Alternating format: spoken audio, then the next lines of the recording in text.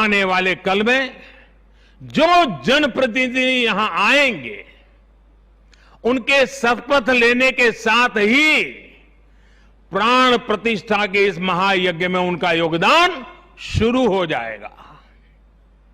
इसका लाभ देश के कोटि कोटि जनों को होगा। संसद की नई इमारत एक ऐसी तपोस्थली बनेगी जो देशवासियों के जीवन में खुशहाली लाने के लिए काम करेगी, जन कल्याण का काम करेगी। साथियों, 21वीं सदी भारत की सदी हो, यह हमारे देश के महापुरुषों और महान नारियों का सपना रहा है। लंबे समय से इसकी चर्चा हम सुनते आ रहे हैं। 21वीं सदी भारत की सदी तब बनेगी जब भारत का एक एक नागरिक अपने भारत को सर्वश्रेष्ठ बनाने के लिए अपना योगदान देगा। बदलते हुए विश्व में भारत के लिए अवसर बढ़ रहे हैं। कभी कभी तो लगता है जैसे अवसर की बाढ़ आ रही है। इस अवसर का हमें किसी भी हालत में, किसी भी सूरत में इन अवसरों को हमें हाथ से निकलने नहीं देना है। पिछली शताब्दी के अनुभवों ने हमें बहुत कुछ सिखाया है। उन अनुभवों से सीखे और उन अनुभवों की सीख हमें बार बार याद दिला रही है कि अब समय नहीं गंवाना है, समय को साधना है। साथियों, एक बहुत पुरानी और महत्वपूर्ण बात मैं आज जिक्र करना चाहता हूं। वर्ष 1897 में स्वामी विवेकानंद जी ने देश की जनता के सामने 1897 में कहा था कि अगले 50 सालों के लिए उन्होंने एक आह्वान किया था और स्वामी जी ने कहा था कि आने वाले 50 सालों तक भारत माता की आराधना ही सर्वोपरि हो।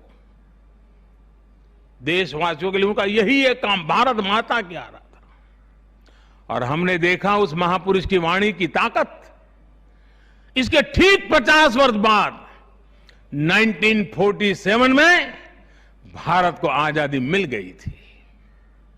आज जब संसद के नए भवन का शिलान्यास हो रहा है तो देश को एक नए संकल्प का भी शिलान्यास करना है। हर नागरिक को नए संकल्प का शिलान्यास करना है। स्वामी विवेकानंद जी ने उनके उस आह्वान को याद करते हुए हम सबको ये संकल्प लेना है। ये संकल्प हो इंडिया फर्स्ट का, भारत सर्वोपरि। हम सिर्फ और सिर्फ भारत की उन्नति, भारत के विकास को ही अपनी आराधना बना ले। हमारा हर फैसला देश की ताकत बढ़ाए। हमारा हर निर्णय, हर फैसला एक ही तराजू में तोला जाए और वो तराजू है देश का हित सर्वोपरि, देश का हित सबसे पहले।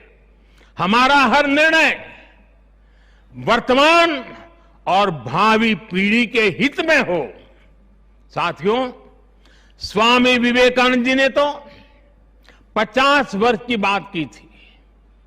हमारे सामने 25-26 साल बाद आने वाली भारत की आजादी की 100वीं वर्षगांठ है, जब देश वर्ष 2047 में 2047 में अपनी स्वतंत्रता के 100वें वर्ष में प्रवेश करेगा। तब हमारा देश कैसा हो, हमें देश को कहां तक ले जाना है, इस 25-26 वर्ष कैसे हमें खप जाना है, इसके लिए हमें आज संकल्प लेकर काम शुरू करना है। जब हम आज संकल्प लेकर देश हित को सर्वोपरि रखते हुए काम करेंगे तो देश का वर्तमान ही नहीं बल्कि देश का भविष्य भी बेहतर बनाएंगे। आत्मनिर्भर भारत का निर्माण, समृद्ध भारत का निर्माण अब रुकने वाला नहीं है, कोई रोक भी नहीं सकता। साथियों, हम भारत के लोग ये प्रण करें, हमारे लिए देश हित से बड़ा और कोई हित कभी नहीं होगा। हम भारत के लोग ये प्रण करें, हमारे लिए देश की चिंता अपनी खुद की चिंता से बढ़कर होगी। हम भारत के लोग ये प्रण करें, हमारे लिए देश की एकता अखंडता से बढ़कर कुछ नहीं होगा। हम भारत के लोग ये प्रण करें, हमारे लिए देश के संविधान की मान मर्यादा और उसकी अपेक्षाओं की पूर्ति जीवन का सबसे बड़ा ध्येय होगी। हमें गुरुदेव रविन्द्रनाथ टैगोर की ये भावना हमेशा याद रखनी है।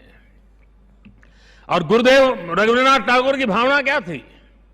गुरुदेव कहते थे, एकोता उत्साहो धरो, एकोता उत्साहो धरो, জাতীয় উন্নতি করো, দুসুক ভুবনে সবে ভারতের জয়। यानी एकता का उत्साह थामे रहना है। हर नागरिक उन्नति करे, पूरे विश्व में भारत की जय जयकार हो। मुझे विश्वास है हमारी संसद का नया भवन हम सभी को एक नया आदर्श प्रस्तुत करने की प्रेरणा देगा। हमारी लोकतांत्रिक संस्थाओं की विश्वसनीयता हमेशा और मजबूत होती रहे।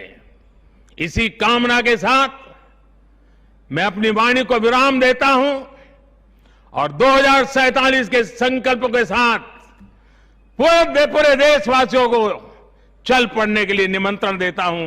आप सबका बहुत बहुत धन्यवाद।